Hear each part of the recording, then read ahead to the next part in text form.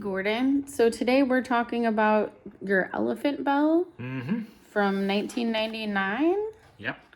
And let's look at the design in metal, if we can. So this is bronze. Yes. It can be made in sterling as well, of course. It actually often is made in sterling. And it has a lot of detail because this is a formal elephant dressed up for a parade in India. So he has the hoodah in which somebody would ride on the top, which also makes a great place for the pendant loop. So we string the cord or the chain through the openings of the hoodah. Raising his trunk, because that's a celebratory gesture.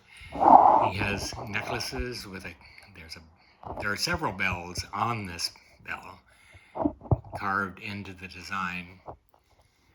And then one on the clapper too. It's a little bit hard to see inside, but this is the wax of what's actually in metal.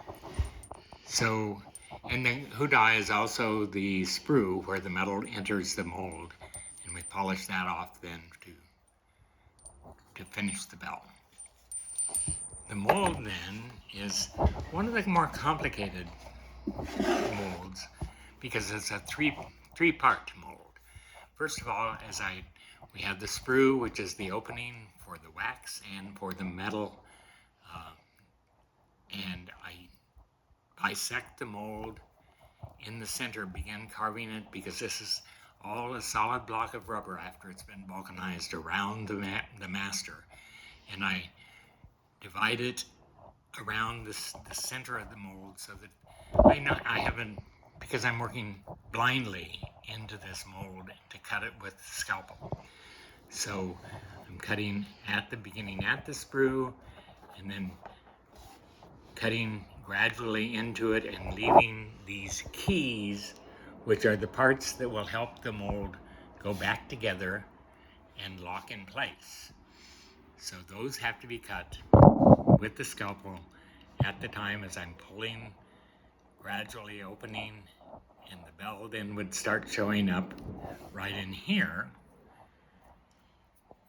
And so I'm cutting gradually around, and at the bottom of the bell of the mold then I am cutting more sprues, but I'm also cutting into the mold and making so it's a three-part mold. The part that holds from either side and around the core that happens inside the bell, inside the wax, because we're making a wax with this mold. You have to be able to pull the rubber out around the wax without cracking it. That's correct. And so this keeps the shape and the form of the inside of the bell. Right. Where the sound bow is. Right. So let's put that back together again so you see how once I get that cut, I've keyed it so that there are two forms. That one is the... so there's special locks so you know which way it goes. That's very helpful. This one has a little V. A jagged or a V shape. So that way, then I can pull the core of the mold out of the warm wax first while I'm holding it, hugging it in by the other two parts. So that pulls it out and leaves the opening of the wax open, and then these two parts can pull away from the outside of the bell part. So that's the function and the way that I make a three-piece mold. Talk to me about the clapper. The clapper then is much simpler actually because it's a smaller piece. This one again has a little bell, it has a tassel and then a bell and a little bell as the clapper of the tassel. So that one I'm just cutting again, dividing it at the middle, cutting down from the sprue.